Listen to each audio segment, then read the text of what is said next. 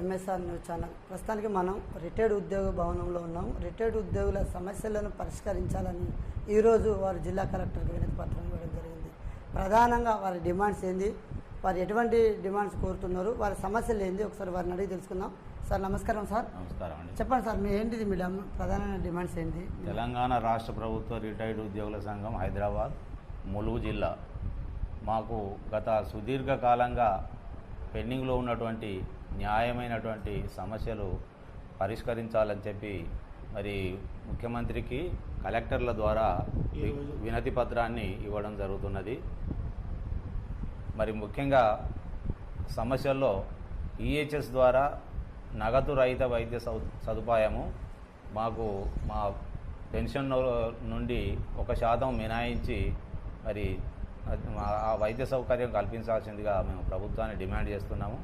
అదే మాదిరిగా గత 2 సంవత్సరాలుగా పెండింగ్లో ఉన్నటువంటి 4 డిఆర్లు మాకు వెంటనే విడుదల చేసి బకాయిలు ఏకమొత్తంగా చెల్లించాలి. పిఆర్సి కమిషన్ నివేదిక తెప్పించుకొని 1/7/2023 నుండి అమలు చేస్తూ వాటి బకాయిలు ఏకమొత్తంలో చెల్లించాలని ప్రభుత్వాన్ని కోరుతున్నాము.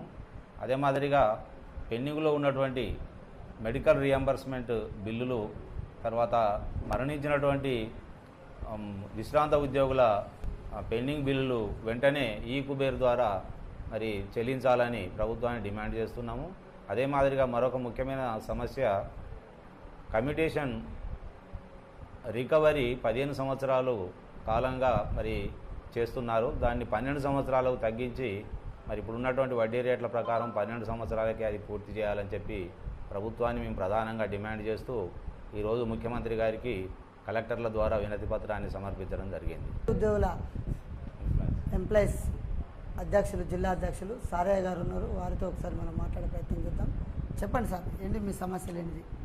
మేము 21 జూను రాష్ట్ర సమావేశంలో కామారెడ్డిలో మేము సమావేశం ఏర్పాటు చేసినప్పుడు ఇక్కడ ఉన్న సమస్యలు మనము మండల్ లెవెల్ నుంచి జిల్లా లెవెల్ నుంచి మనకు కలెక్టర్ ద్వారా మనకు ముఖ్యమంత్రికి లెటర్ ఇవ్వాలని నిర్ణయించడం జరిగింది. దాని ప్రకారంగానే వాళ్ళు మాకు ఫార్మా పంపించారు.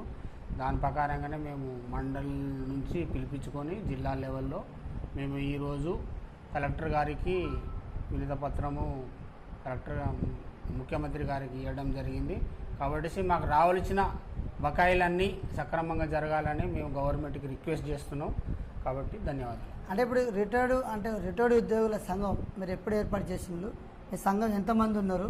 మీ సంఘం ఎప్పటి నుండి నడుస్తుంది? మన ములుగు జిల్లాలలో 1448 మంది రిటైర్డ్ ఉద్యోగస్తులు పనిచేస్తున్నారు. ఈ మన ములుగు జిల్లాలో మాది రిటైర్డ్ ఎప్పుడు ఏర్పాటు చేసిందనంటే 2014లో సంఘం ఏర్పాటైంది రిటైర్డ్ది.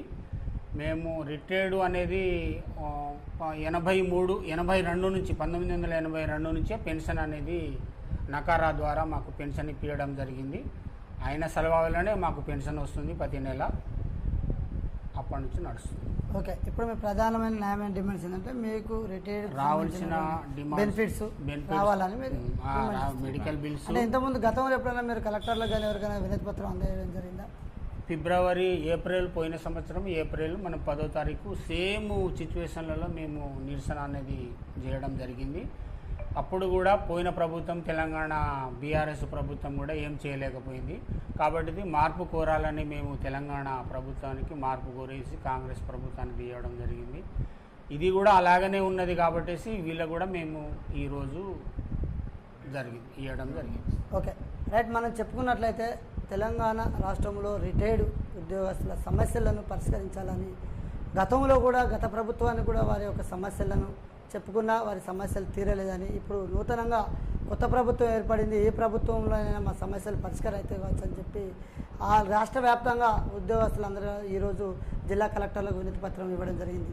ప్రధానంగా వారి న్యాయమైన డిమాండ్స్, వారికి అన్ని కార్పొరేట్ స్థాయిలో ఉచితంగా వైద్య సేవలు అందించాలి, వారికి సంబంధించినటువంటి 4DA అనేది కూడా వారికి ఇంప్లిమెంటేషన్ చేయాలి, వాళ్ళకి ఎటువంటి బెనిఫిట్స్ ఉంటాయో బెనిఫిట్స్ అన్నిటి కూడా ఎటువంటి ఇబ్బందులు లేకుండా మా సమస్యలను పరిష్కరించి మా యొక్క కోరికలు మా యొక్క డిమాండ్స్ని నెరవేర్చాలని చెప్పి మన మధ్యలో సారయ్య గారు అయితే తెలియపరచడం జరిగింది.